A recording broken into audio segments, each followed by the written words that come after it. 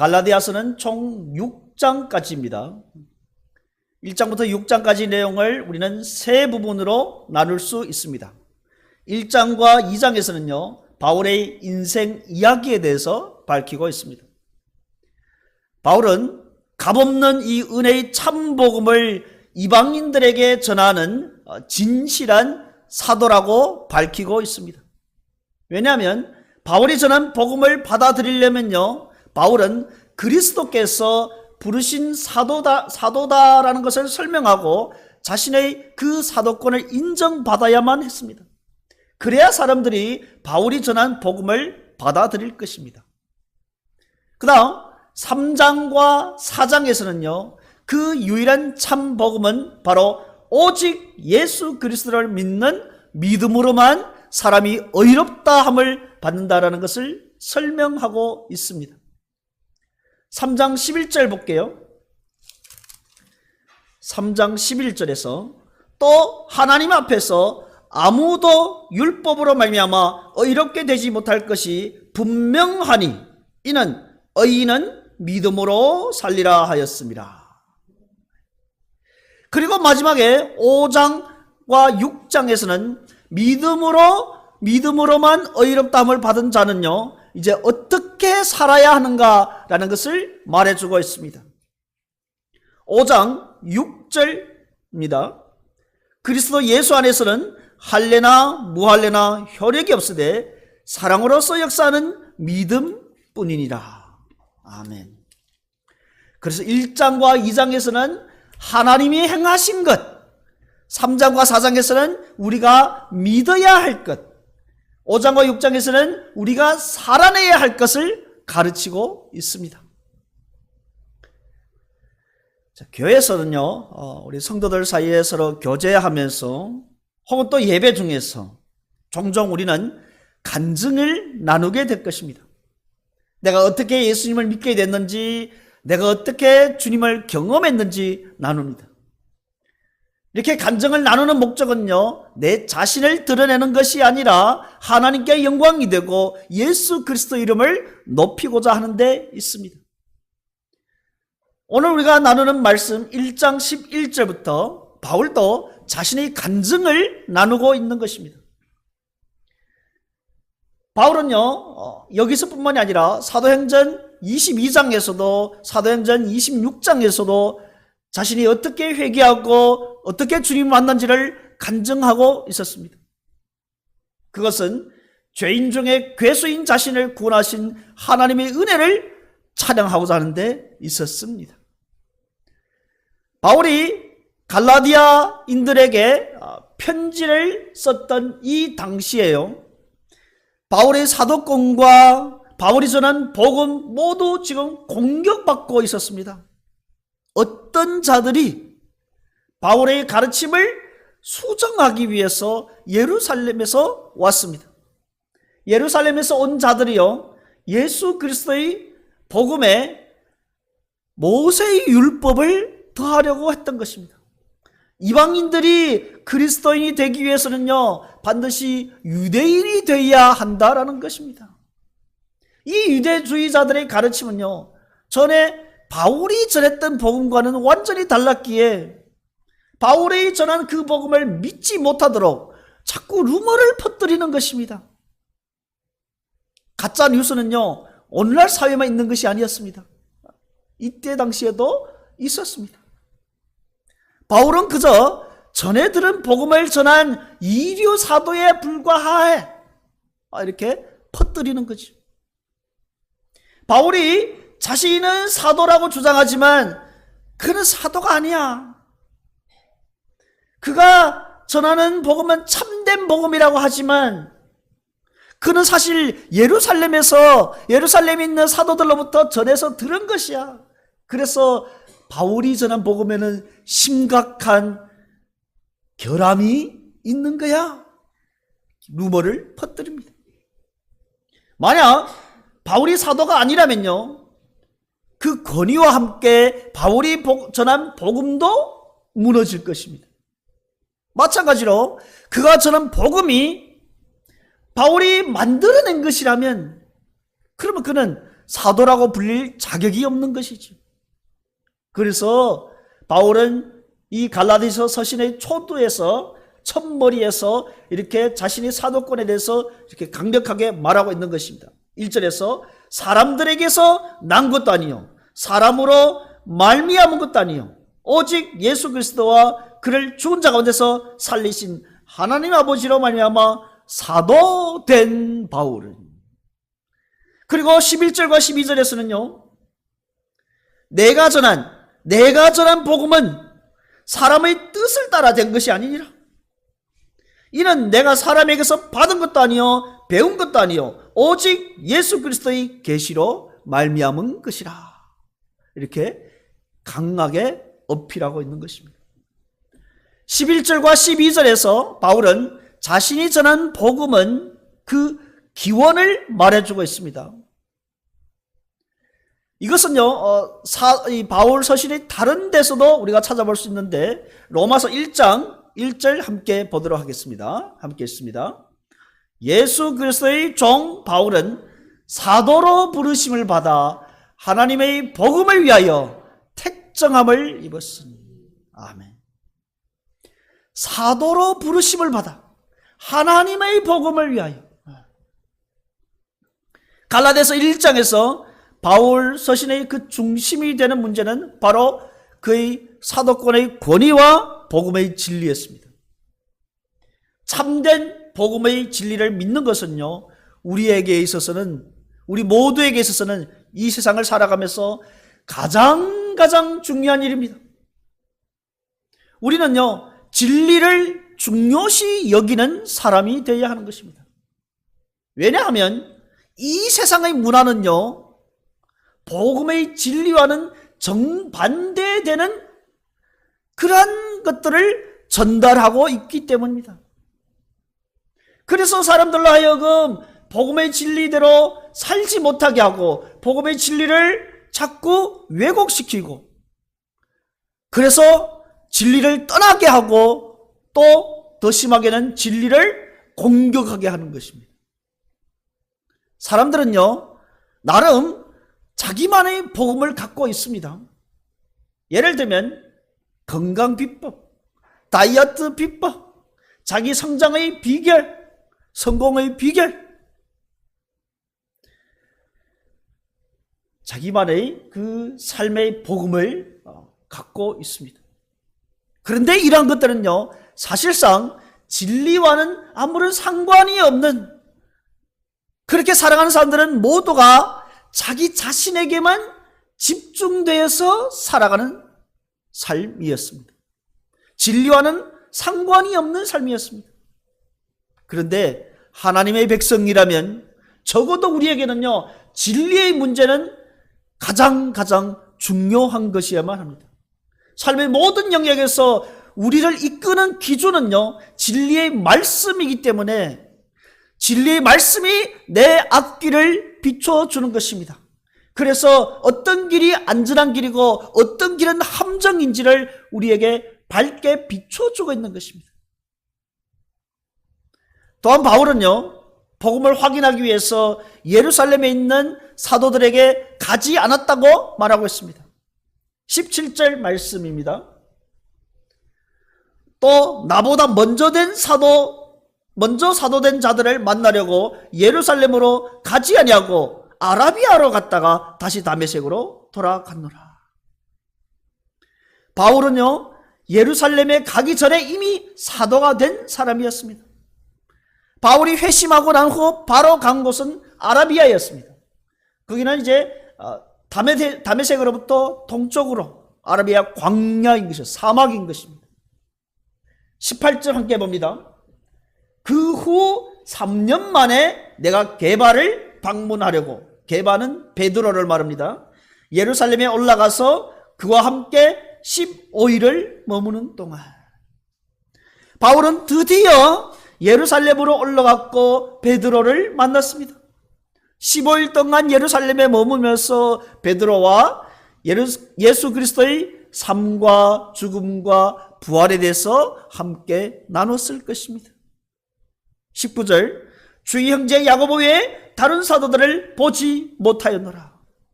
바울이 예루살렘에 올라가서 만난 사람은요, 베드로와 야고보뿐이었습니다. 이것이 확실하다고 20절에서 뭐라고 합니까? 보라, 내가 너희에게 쓰는 것은 하나님 앞에서 거짓말이 아니로다 하고 맹세하는 것입니다. 바울의 요점은요, 그가 그리스도로부터 계시를 받은 직후에 이제 혼자서 아라비아로 가서 묵상을 하고 또 사역을 하며 3년 동안 그렇게 지내다가 겨우 15일만 베드로를 방문한 것이 전부였다라는 것입니다. 그가 예루살렘 사도들에게서 배웠다고 말하는 그 유대주의자들의 주장은 거짓이라는 것입니다. 바울은 이미 계시에 의해서 복음을 받았기에 그 어떤 누구인가로부터 가르침을 받은 것이 아니라는 것입니다. 21절과 22절입니다. 그 후에 내가 수리아와 길리기아 지방에 이르렀으나 그리스도 안에 있는 유대의 교회들이 나를 얼굴로는 알지 못하고, 바울은 복음을 만들어낸 것도 아니고 물려받은 것도 아니었습니다. 만일 바울이 예루살렘에 있던 사도들로부터 배운 것이라면, 그러면 바울은 10중 8구는 유대 교회들을 상대로 해서 사역을 했을 것입니다. 그렇다면 유대 교회의 사람들은요, 바울을 알았을 것인데, 그런데 뭐라고 했습니까? 유대 교회들은 바울을 알지 못한다고 했습니다.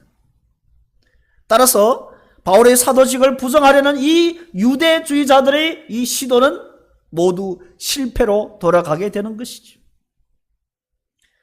박해자로부터 사도가 된 자신의 이 놀라운 변화는요, 오직 예수 그리스도의 계시와 명령으로만 설명 가능할 수 있다고 바울은 주장합니다.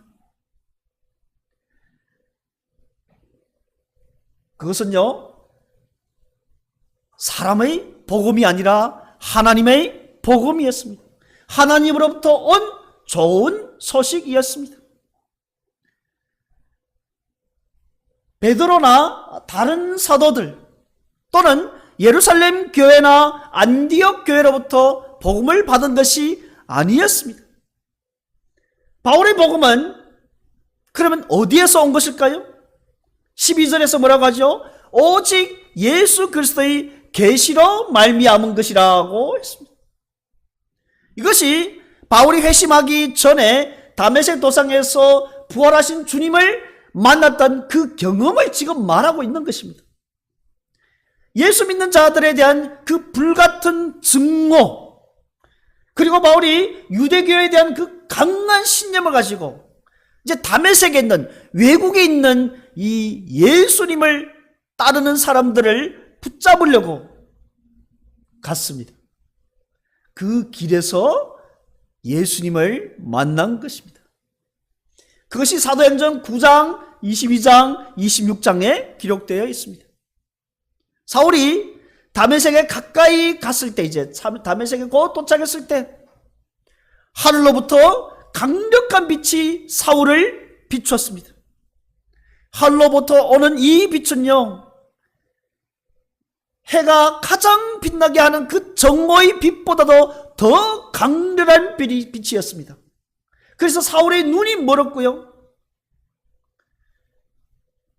구약에 대해서 너무나도 잘 알고 있던 바울이 정오에 나타난 이 햇빛보다 더 강력한, 더 밝은 빛은 곧 하나님의 임재임을 그는 직감했습니다.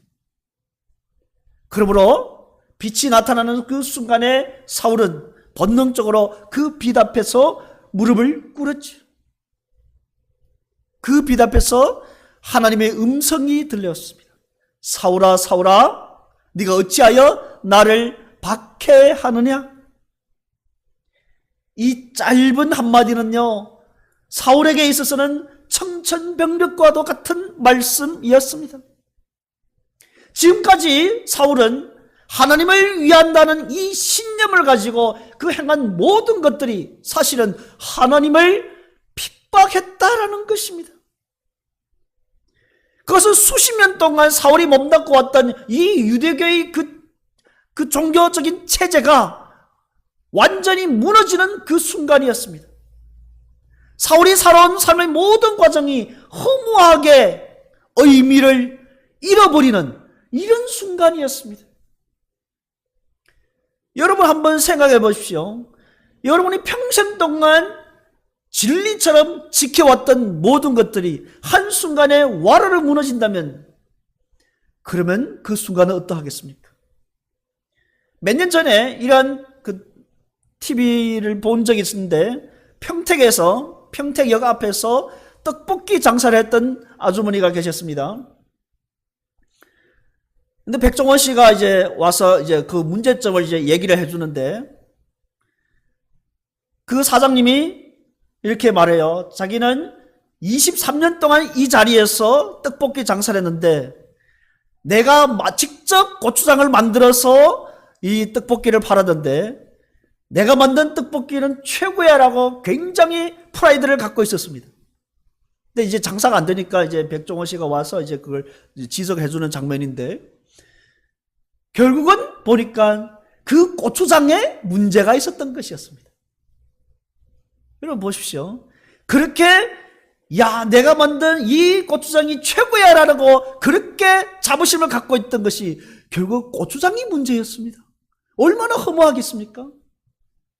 바로 이런 것이었습니다. 바울은 자신이 그렇게 굳게 믿고 있던 유대교의 그 체계가 최고였다고, 자신이 이렇게 지금 하고 있는 것이 하나님을 위한 것이라고 강력한 신념을 갖고 있었는데 이 순간에 모든 것이 무너졌습니다. 그래서 이때 충격이 얼마나 컸던지 완전히 폐인이 되다시피 해서 눈은 장님이 되었고 3일 동안 먹지를 못했습니다. 하나님의 음성을 들은 사울은 주여 누구니까? 라고 묻습니다. 나는 네가 박해하는 예수를. 사울은 자신이 박해해왔던 예수님이 곧 하나님이라는 것을 하나님의 그 음성을 통해서 깨달았습니다. 예수님은 죽음을 이기시고 부활하셔서 지금 사울에게 나타난 것입니다. 사도행전 26장 함께 읽겠습니다. 일어나 너희 발로 서라. 내가 내게 나타난 것은 곧 내가 나를 본 일과 장차 내가 내게 나타날 일에 너로 종과 증인을 삼으려 함이니 이스라엘과 이방인들에게서 내가 너를 구원하여 그들에게 보내어 그 눈을 뜨게 하여 어둠에서 빛으로 사탄의 권세에서 하나님께로 돌아오게 하고 죄사함과 나를 믿어 거룩하게 된 무리 가운데서 기업을 얻게 하리라 하더이다. 부활하신 주님을 만나는 그 순간에 바울은 영적인 눈이 열렸습니다. 바울이 그렇게 생명처럼 지켰던 율법이 결코 하나님의 의를 이룰 수 없다고, 오직 예수 그리스도만 가능한 것임을 깨닫게 되었습니다. 그러므로 바울은 예수님께서 직접 받은 복음을 이었습니다. 그런데 바울이 받은 이 복음은요, 그 기원을 우리는 좀 더 거슬러 올라갈 수 있습니다. 그리스도인으로서의 그 부름과 사도로 위임받은 것은요, 바울이 태어나기 전에 하나님께서 이미 구별하셨다고 했습니다. 갈라디아서 1장 15절 말씀입니다.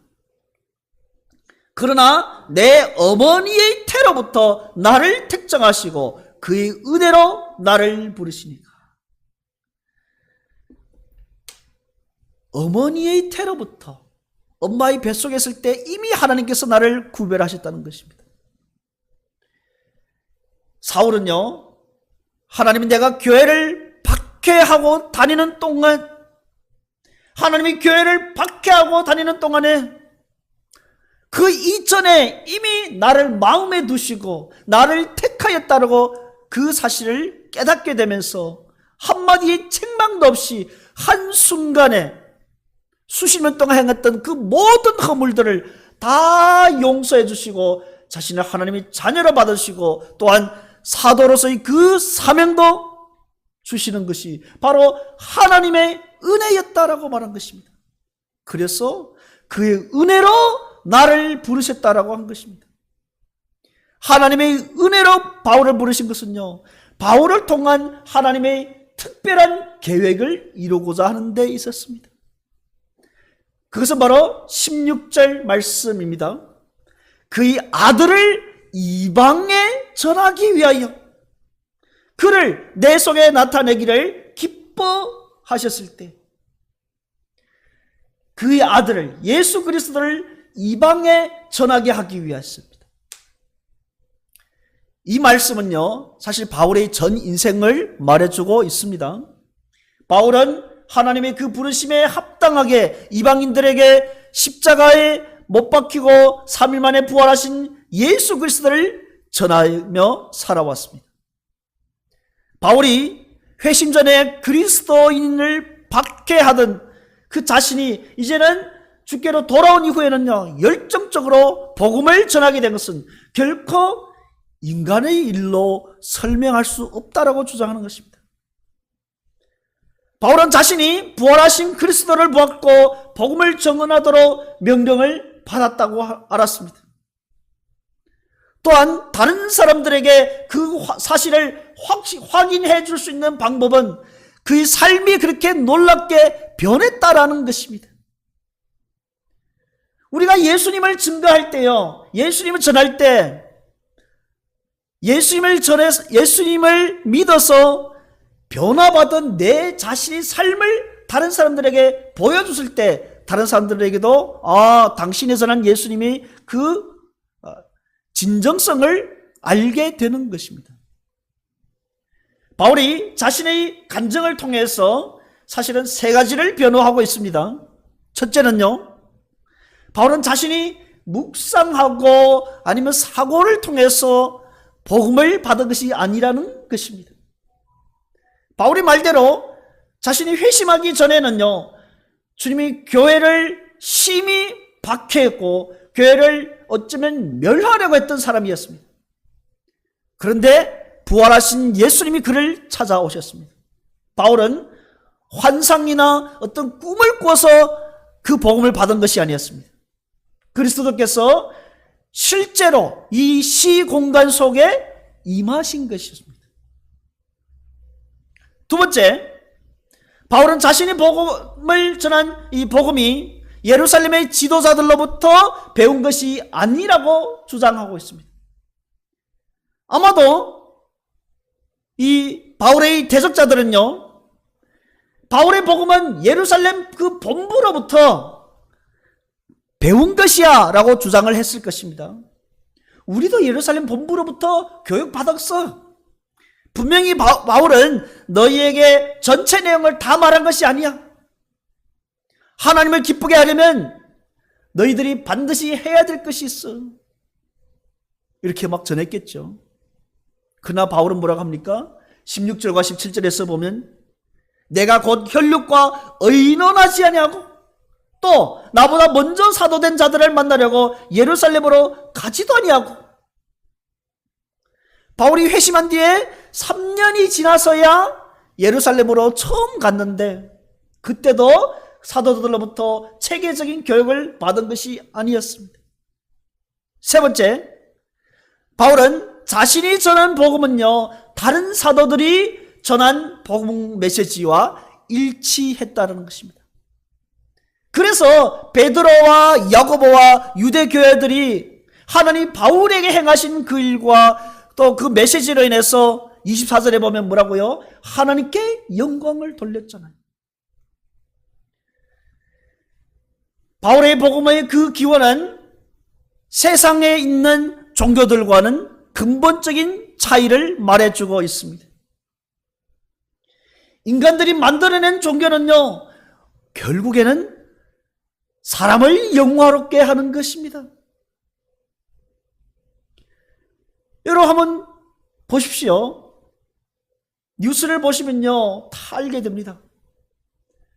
지금 러시아와 우크라이나가 전쟁하고 있는데 그 전장에 북한에서 12,000명, 11,000명인가 그 정도로 파병을 했어요. 이 군대들이요, 얼마나 사상교육을 강하게 받았는지, 우크라이나 군한테 잡히려고 하니까 수류탄으로 자폭을 하는 것입니다. 그러면서 김정은 동지 만세라고 외치는 것입니다. 이것이 세상의 종교인 것입니다. 사람을 영화롭게 하는 것입니다.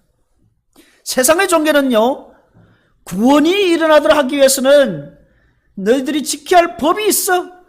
따라야 할 가르침들이 있어. 너희들이 행해야 할 행위가 있어. 너희들이 인내해야 할 고행이 있어. 수많은 행동을 해야 된다고 하는 것입니다. 그러나 기독교는 다릅니다. 세상 종교들과는 달리 기독교는요, 하나님으로부터 온 것입니다. 유일한 참된 복음은 사람으로부터 온 것이 아니라 하나님으로부터 온 것입니다. 그래서 기독교는요, 모든 영광을 하나님께 돌리는 것입니다. 복음은 하나님이 예수 그리스도를 통해서 우리를 구원하시기 위해서 행하신 일에 대한 것입니다. 복음은 우리가 스스로 천국에 이를 수 있다고 가르친 것이 아닙니다. 우리를 구원하시기 위해서 하나님이 이 땅에 내려오셨다고 말하는 것입니다. 어쩌면 우리는요, 바울이 받았던 방식으로 복음을 받을 수는 없을 것입니다. 우리가 지금 다메섹 도상으로 여행할지라도 우리는 거기서 복음을 받을 수가 없을 것입니다. 그러나 궁극적으로 우리가 받은 구원의 복음은 바울처럼 하나님으로부터 온 것입니다. 하나님은 날 때부터 우리를 구별하셨습니다. 하나님은 우리를 심지어 어머니의 태 속에 있을 때부터 구별하셨습니다. 우리 함께 보겠습니다. 에베소서 1장 4절과 5절 말씀입니다. 시작. 곧 창세 전에 그리스도 안에서 우리를 택하사 우리로 사랑 안에서 그 앞에 거룩하고 흠이 없게 하시려고 그 기쁘신 뜻대로 우리를 예정하사 예수 그리스도로 말미암아 자기의 아들들이 되게 하셨으니. 아멘. 우리가 하나님을 알기 전에, 우리가 어머니의 뱃속에 있을 때부터, 아니 더 정확하게 말하면 창세 전에 하나님이 우리를 그리스도 안에서 택하셨습니다. 정말 놀라운 일이죠.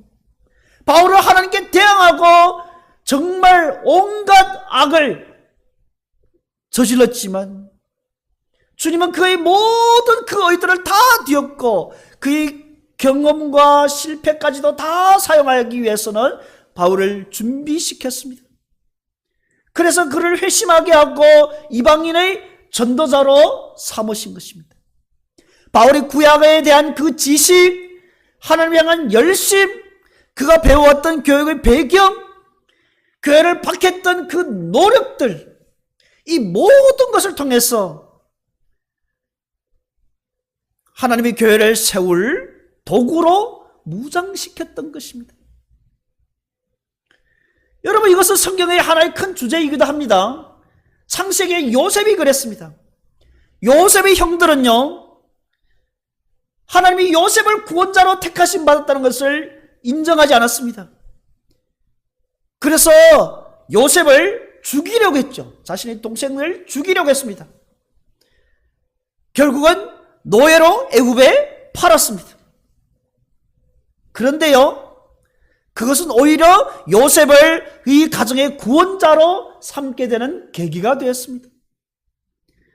요셉의 형들은 정말 요셉을 향해서 못된 짓을 했습니다. 동생을 죽이려 했고 동생을 노예로 팔아버렸습니다. 하지만 그 악한 일이 오히려 하나님이 그 가정을 구원하는 구원자로 쓰신 것입니다. 또 보십시오. 예수님 시대에 본디오 빌라도며 또 헤롯 왕이며 또 제사장들이며 이스라엘 백성들이며 모든 사람들이 공모해서 예수님을 십자가에 못 박았습니다. 그런데 그렇게 그들이 저질렀던 이 만행이 오히려 하나님이 구원의 목적을 이루는 도구가 된 것입니다. 저도 돌이켜보면 그랬습니다. 예수를 믿기 전에 고향에서 중학교 선생을 할 때 그때 한 달 월급이 500원이었습니다. 학생들과 함께 기숙사에서 살아야 됐습니다. 너무나도 환경도 안 좋고 돈도 없고 친구들은 다 대도시에 가서 큰 회사에서 돈도 잘 벌고 했는데 불만이 많았습니다. 그런데요, 예수를 믿고 나니까 그때 학교에서 선생했을 때의 그 경험들이 교회를 섬기면서 다 쓰임받게 되는 것입니다. 우리는요, 우리의 과거의 모든 것은 우리가 보기에는 아무 소용이 없는 것 같지만 하나님은 그 모든 것을 다 쓰고 계시는 것입니다. 그래서 우리가 복음이라는 이 렌즈를 끼고 내 자신의 삶을 다시 돌이켜봤을 때 우리의 그 실수, 우리의 연약함, 우리의 모든 것을 하나님이 다 사용하셔서 준비시키고 하나님의 그 은혜의 복음을 전하는 통로가 되도록 쓰시는 것입니다. 놀랍지 않습니까? 왜 이런 일들이 발생할까요? 왜 하나님이 교회를 박해하던 그 교만한 바울을 택하시고 준비하시고 부르셨습니까? 바울에게 하나님 마음에 드는 어떤 구석이 있었을까요? 하나님 왜 이 못난 우리들을 이렇게 택하셨습니까? 우리가 하나님께 잘 보일 만한 뭔가 있을까요?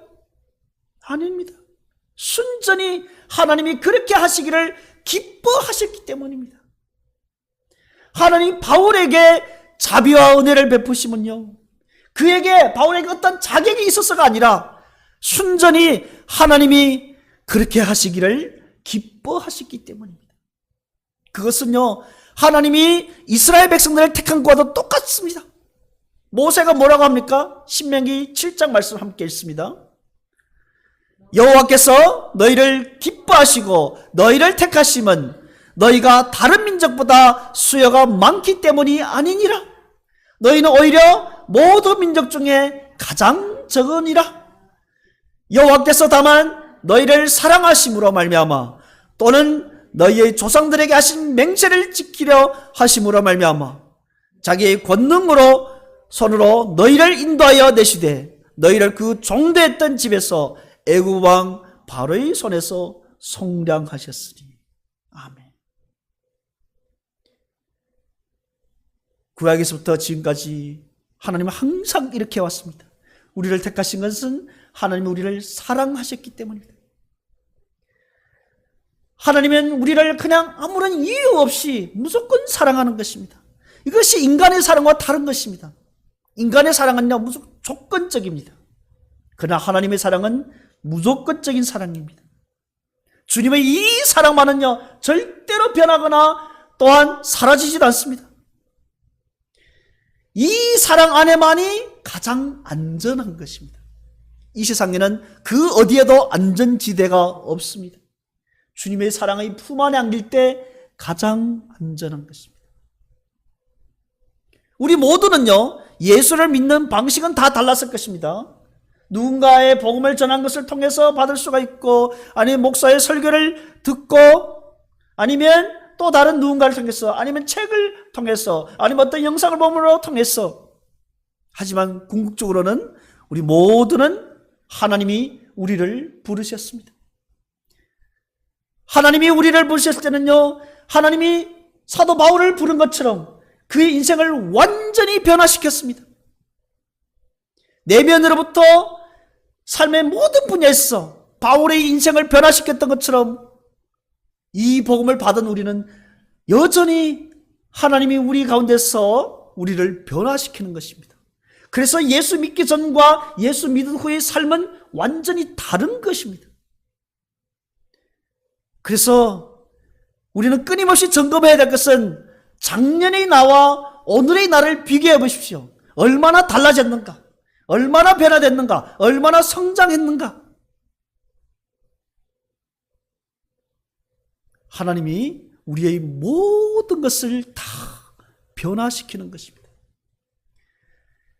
바라옵기는 이 하늘로부터 온 이 복음을 받은 우리가 정말 이 속에서 변화함을 받고 우리들이 그 하나님을 예비하고 또 주변에 있는 가족들과 이웃들을 섬김으로 말미암아서 그 사람들이 우리들의 이 섬김을 통해서 하나님께 영광 돌릴 수 있는 이런 복된 하나님의 자녀가 되시기를 주님 이름으로 축원드립니다.